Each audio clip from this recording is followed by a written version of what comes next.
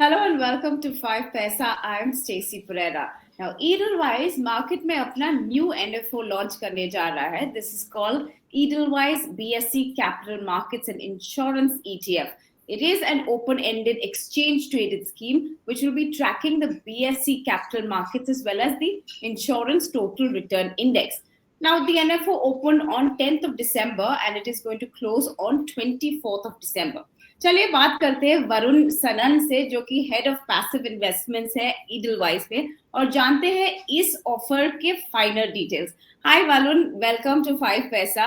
Let us just first, divide this conversation into two parts and first just understand what exactly are ETFs, how are they different from mutual funds and the rest, and then speak specifically on this particular fund, which is Edelweiss's BSE Capital Markets and Insurance ETF. So, firstly, if you could tell our viewers and help us understand what exactly exchange traded fund, how does it work, इसका क्या तरीका है market में इस्तेमाल करने का?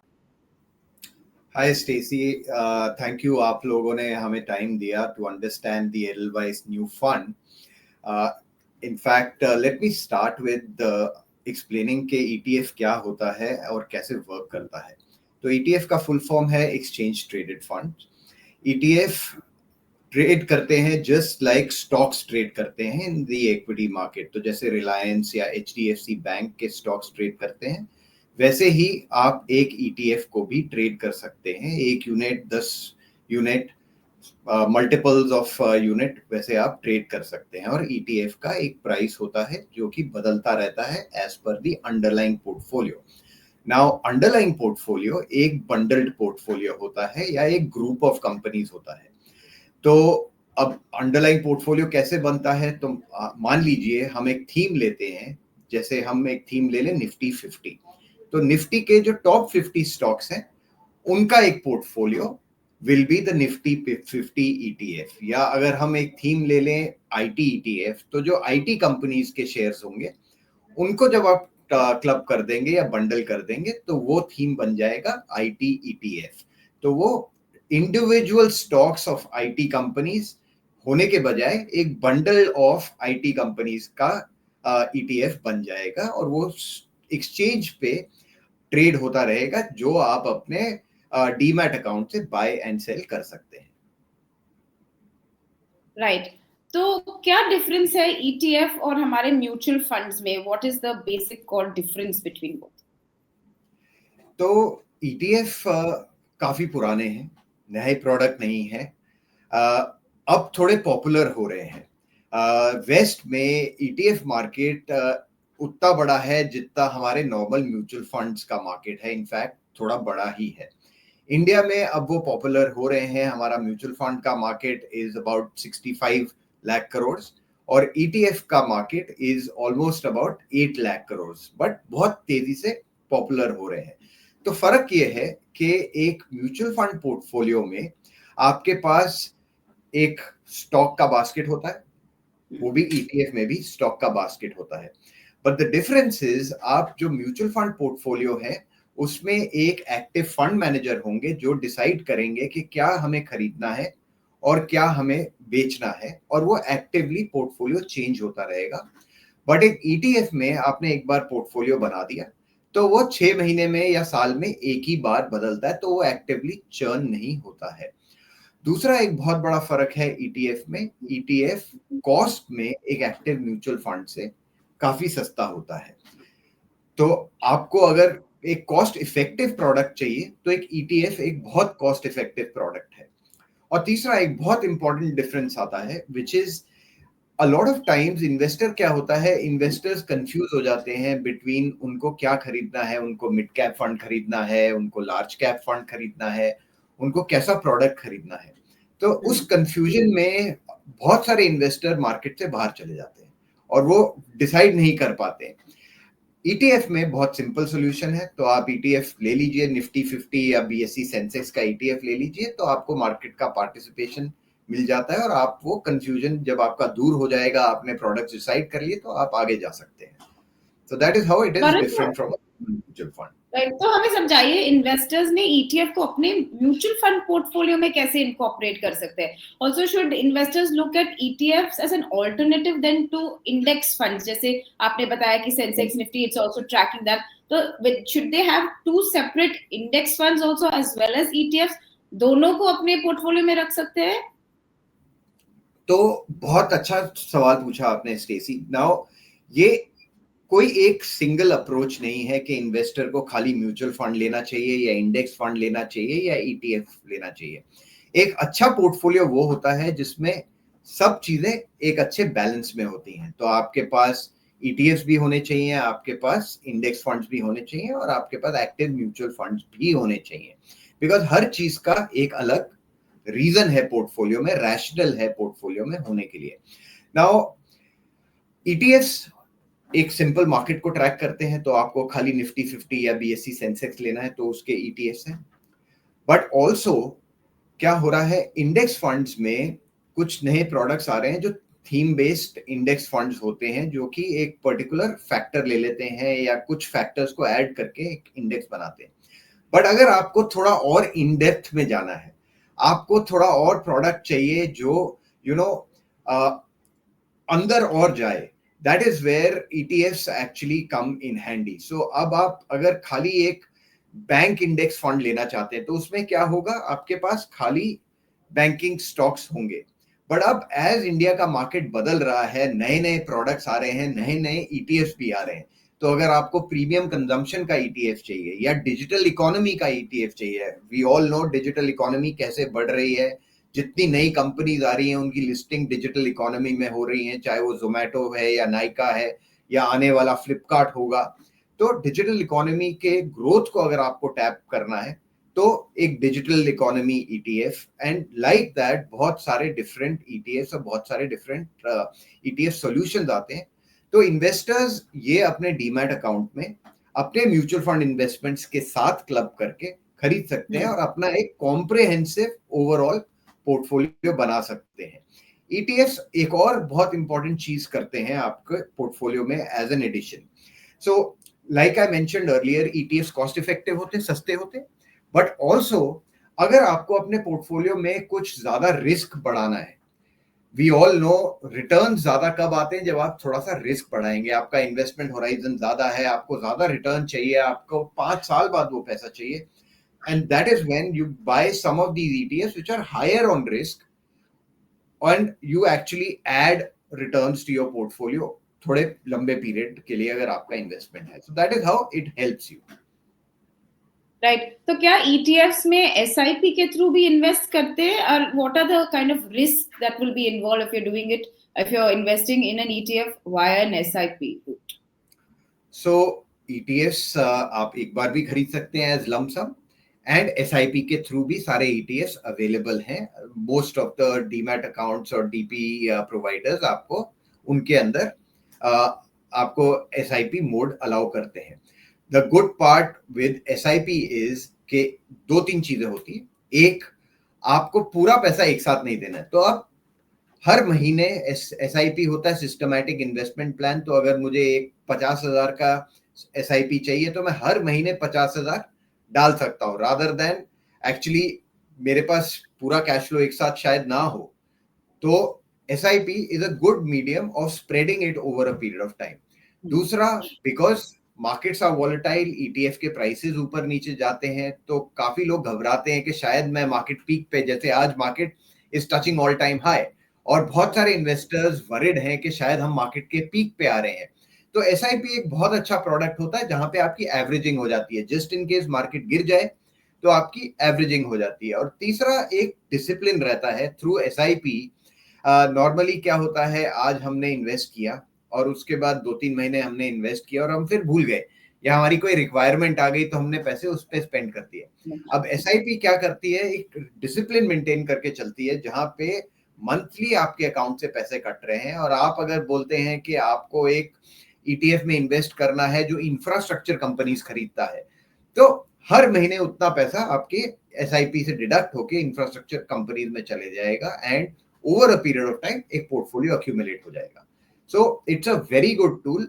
You asked कि risks क्या हैं, तो हाँ, प्रिडोमिनेंटली रिस्क ये हैं for a very long term investor. शायद as markets keep moving forward and prices accelerate तो वो ऊपर ऊपर खरीदते रहते हैं, तो वो एक रिस्क है। बट हमें नहीं लगता कि वो बहुत बड़ा रिस्क है। उस रिस्क के अगेंस्ट जो आपके पास एडवांटेजेस हैं वो बहुत ज्यादा एडवांटेजेस हैं। तो SIP is a fantastic medium to actually invest in an ETF through SIP mode. Right. चलिए वरुण, बात करते हैं अभी इस पर्टिकुलर फंड में। नाउ इंडिया में capital markets and insurance sector का landscape is changed quite a bit over time, and अभी कैसा जो शेप अप हो रहा है उसके बारे में थोड़ा आप डिटेल दीजिए, and how do you see this growing further? So India as we know हमारी इकोनॉमी एकदम बदल रही है, राइट? आज अगर आप देखेंगे तो we are not the India of 10 years back. India एकदम अलग ग्रोथ ट्रेजेक्टरी पे है, जहां पे we are probably the fastest growing economy in the world. जितनी भी आप मीनिंगफुल इकोनॉमीज ले लेंगे तो उसमें आप देखेंगे कि India is one of the fastest growing economy globally. And fast growing economies में चीजें बहुत जल्दी जल्दी बदलती हैं और बहुत नए बिजनेसेस और बहुत नए ट्रेंड्स आते हैं। तो हमने एडलवाइस में कुछ मेगा ट्रेंड्स जो कि आ रहे हैं और कुछ नए ट्रेंड्स बन रहे हैं उनके ऊपर प्रोडक्ट्स निकालने का निर्णय लिया और उनके ऊपर हमने प्रोडक्ट्स निकालने शुरू किए। तो हमारा पहला प्रोडक्ट उस सीक्वेंस में है Edelweiss BSc capital markets and insurance ETF. तो जेनेसिस क्या है इस प्रोडक्ट का कि आज हमारे पास बाय 2030 1 बिलियन लोग होंगे अंडर द एज ऑफ 35 जो कि वर्किंग एज पॉपुलेशन होगी।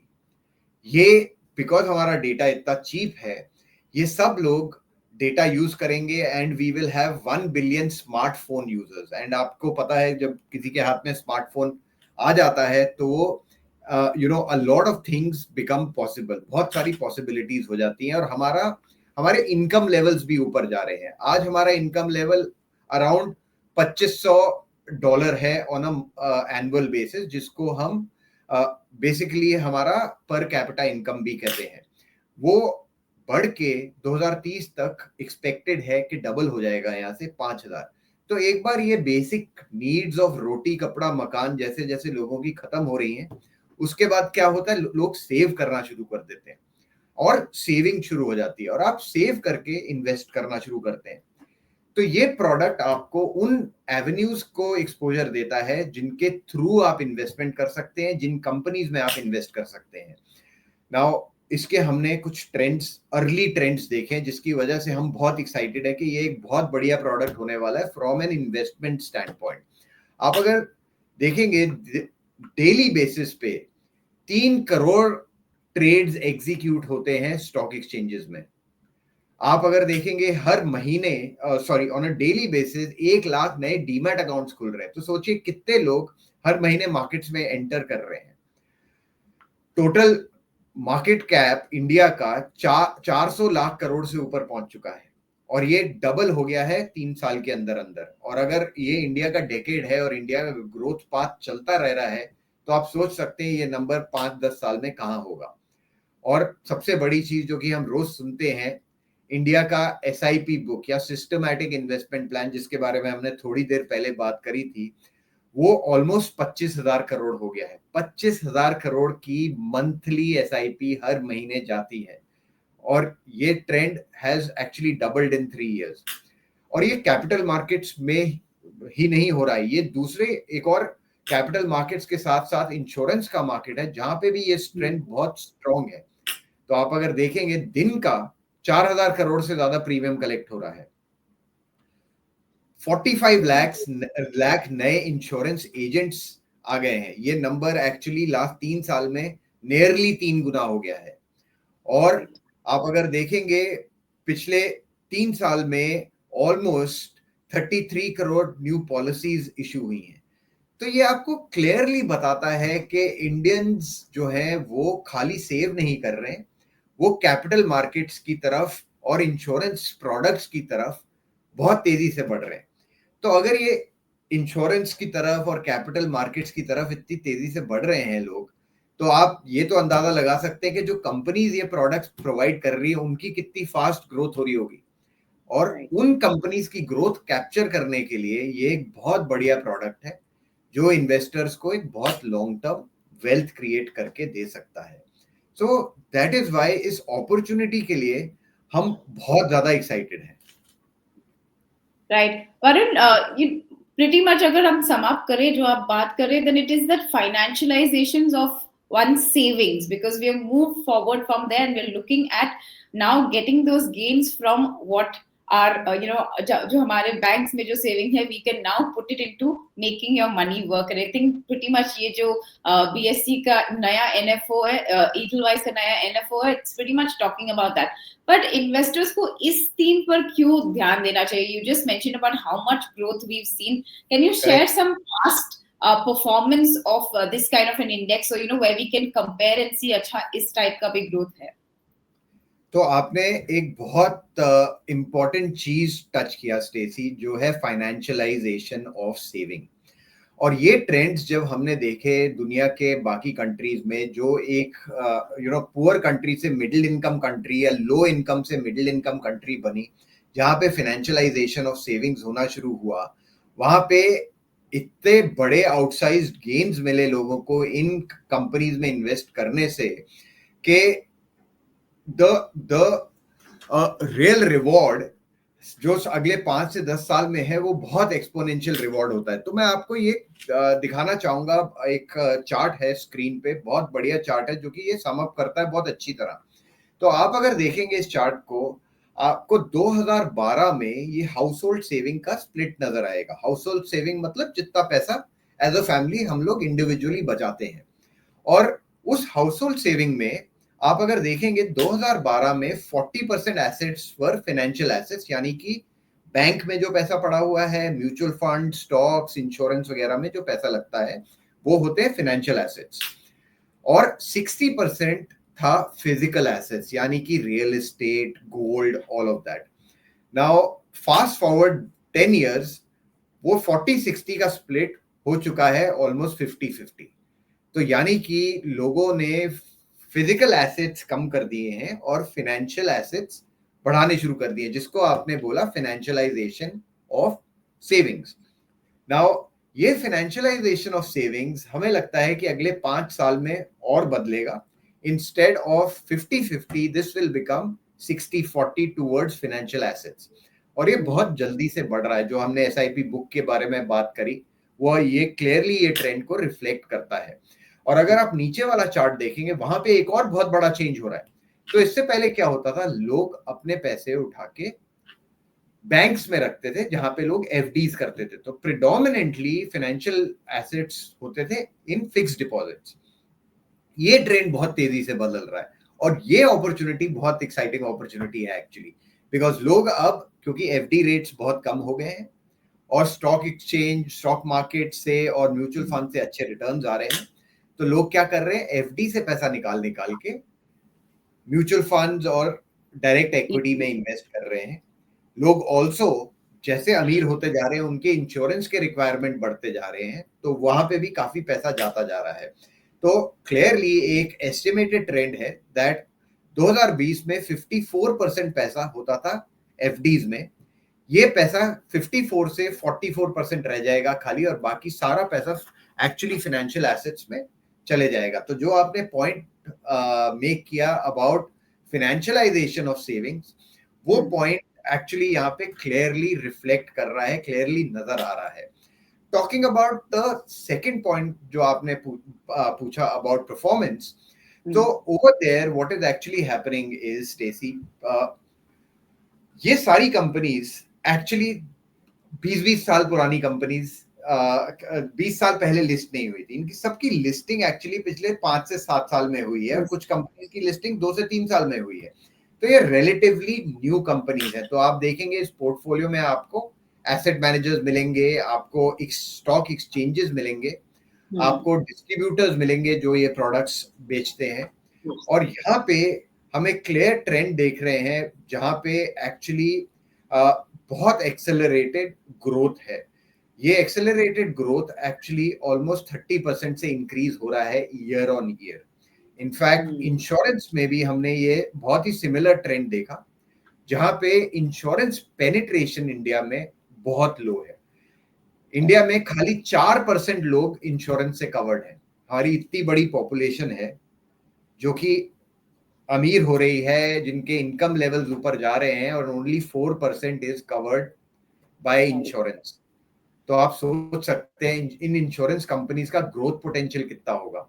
ये कंपनीज कितना प्रीमियम कलेक्ट करेंगी और कितनी प्रॉफिटेबल बन जाएंगी ओवर द नेक्स्ट 5-10 ईयर्स, ये अंदाजा ही लगा सकते हैं।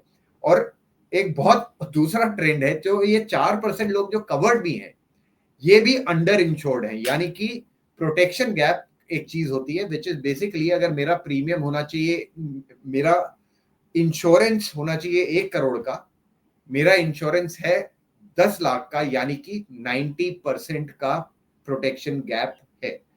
तो मेरे जैसे लोग जिनका ऑलरेडी इंश्योरेंस हुआ है, वो भी अपने पॉलिसीज को बढ़ाएंगे।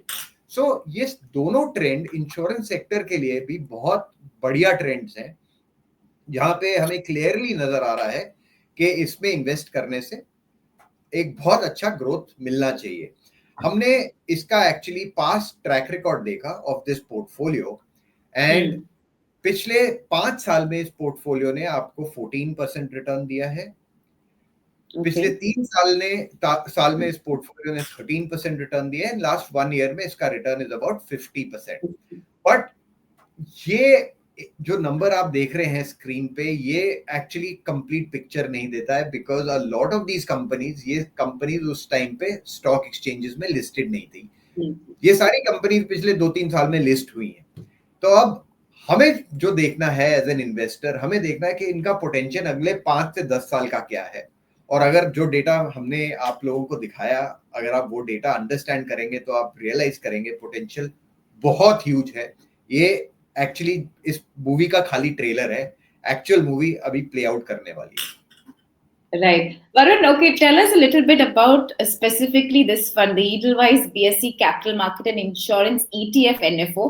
What is it made up of? इनमें कौन-कौन से stocks आप लोगों ने include किए हैं, जो which will actually give investors a reason to see, okay, this is something that I will have in my portfolio next. So the proof of the pudding is always in eating it, and the portfolio is actually a reflection of that. If you take a look, portfolio को आप देखेंगे ध्यान से, portfolio बहुत अच्छी तरह spread out है into all the market participants, जो ये कैपिटल मार्केट्स और इंश्योरेंस के सेगमेंट को केटर करते हैं। तो ऑलमोस्ट 50% पैसा, 47% portfolio will be in capital markets, 52% will be in insurance.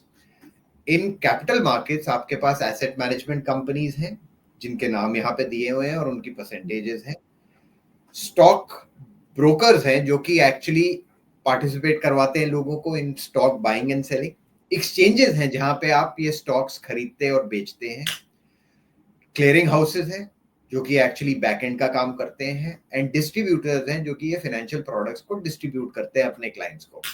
वहीं पे लाइफ इंश्योरेंस में life insurance and general insurance companies हैं, तो बहुत अच्छा स्प्लिट है in insurance also. So capital markets का पूरा इकोसिस्टम है, इंश्योरेंस का पूरा इकोसिस्टम है, and that is how this portfolio works. Right. So, who is best suited for this kind of, to be included or to actually go ahead and buy this NFO? What kind of portfolio should I already existingly have, or would make sense for me to go ahead and buy this NFO? So, अगर आप equity investor हैं, आप equities में invest करते हैं, और आप long term investor हैं, यानी कि 3 से 5 साल एंड मोर आपका इन्वेस्टमेंट होराइजन है, आप ऑल्सो एक सुपीरियर वेल्थ क्रिएशन करना चाहते हैं, बिकॉज ये देख के ट्रेंड्स देख के क्लियरली समझ आ रहा है कि यहाँ पे एक बहुत लंबी वेल्थ क्रिएशन की अपॉर्चुनिटी है। तो अगर आप इन तीनों में आप फिट बैठते हैं कि आप लॉन्ग टर्म इन्वेस्टर हैं, आपको वेल्थ क्रिएशन चाहिए और आप इक्विटी मार्केट्स में इन्वेस्ट करते हैं, तो ये प्रोडक्ट आपके लिए बहुत ही वेल सूटेड प्रोडक्ट है from a very long term stand point. Right. Also, let's just understand कि ETFs को tax कैसे किया जाता है, so that people will understand why an ETF, if they have to make a comparison versus a mutual fund or direct equity, how does that really benefit them? So in the tax situation, ETFs को tax कैसे किया जाता है? So अगर आप इसको direct equity से compare करेंगे तो इसमें टैक्स सेम है. Long term capital gains at 12.5%, short term capital gains at 20%. But इसमें एक बहुत बड़ा एडवांटेज है क्योंकि ये एक ETF है. तो मान लीजिए इसमें एक स्टॉक है MCX या multi commodity exchange of India stock portfolio में आपको नजर आ रहा है एट 7.86%.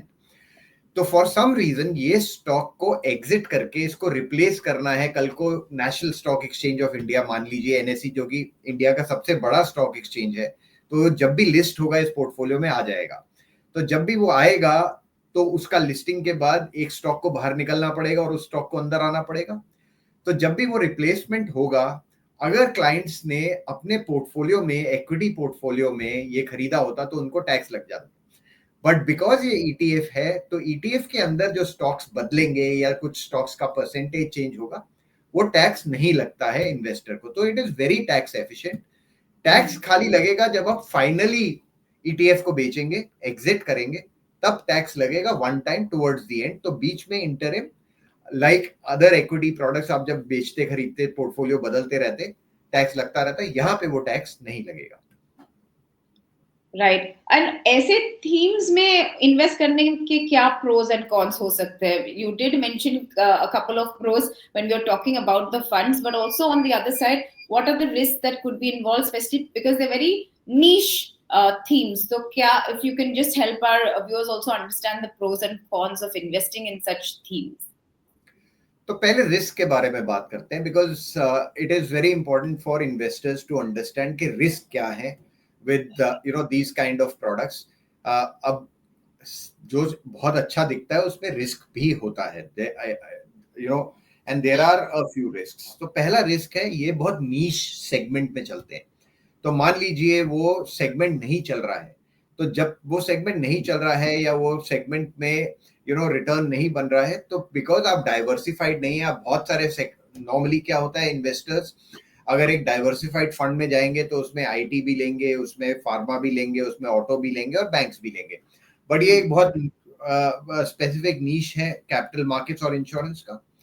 जैसे पिछले 3 साल में या 2 साल में इंश्योरेंस कंपनीज ने अच्छा नहीं किया बिकॉज ऑफ रेगुलेशन, और अब वो अच्छा करना शुरू कर रही हैं वापस से. तो जब वो पीरियड आएगा, वो 6 महीने 1 साल का पीरियड आएगा, तो पोर्टफोलियो अंडर परफॉर्म कर सकता है. तो वो एक मेन रिस्क एसोसिएटेड है. दूसरा रिस्क इसमें एसोसिएटेड है दैट क्योंकि एक बहुत नीश है, तो इसमें ज्यादा पैसा मत डालिए. इसमें आप एक परसेंटेज ऑफ पोर्टफोलियो डालिएगा, पूरा पोर्टफोलियो उठा के मत डाल दीजिए. तो अगर आपको अपने पोर्टफोलियो का 5 से 10% डालना है तो वो आप डाल सकते हैं, बट 50% पोर्टफोलियो एक नीच थीम में मत डालिए, बिकॉज फिर वो कॉन्सेंट्रेशन का रिस्क आ जाता है. सो ये एक दो रिस्क हैं, बट इन रिस्क के साथ साथ हमें रिवॉर्ड्स भी समझने चाहिए या प्रोज भी समझने चाहिए. So like we mentioned across, बहुत बड़ा प्रो ये है कि ये एक्चुअली इंडिया की ग्रोथ जर्नी के फोर फ्रंट पे है. तो अगर इंडिया अच्छा करेगा तो कुछ इनमें से कंपनीज या most of these companies will really benefit. दूसरा, फाइनेंशियलाइजेशन ऑफ सेविंग्स, जो हमने एट लेंथ बात किया, वो एक बहुत इंपॉर्टेंट एडवांटेज है बाय इन्वेस्टिंग इन दिस. और ये पूरा फाइनेंशियलाइजेशन ऑफ सेविंग्स जो कि एक्चुअल थीम है उसको बहुत अच्छे से प्ले आउट करता है. एंड तीसरा, the cost at which this comes is very cheap. अब अगर आप कोई PMS में जाएंगे या आप एक एक्टिव म्यूचुअल फंड्स में जाएंगे, the cost associated with those products are a little higher. The cost with the product like this is very low. ये relatively बहुत low cost product होता है, and that is why you're getting the benefit at a very low cost. Right. So those were the pros and cons of investing in a theme-based ETF. But let me take this opportunity to thank Varun Sanan. He's the head of passive investments at Edelweiss for helping us understand ये जो नया NFO Edelweiss market में लेकर आया है, which is the Edelweiss BSE Capital Markets and Insurance ETF. उसके बारे में समझाने के लिए, to give us the finer details, कौन-कौन से stocks हैं इनमें, and of course please remember this NFO is open till the 24th of December. So if it does fit in your portfolio, you can go ahead and make that choice. But thank you once again, Varun, for giving us your time and speaking with us. That's Thank it. you. For more such updates, keep watching 5paisa.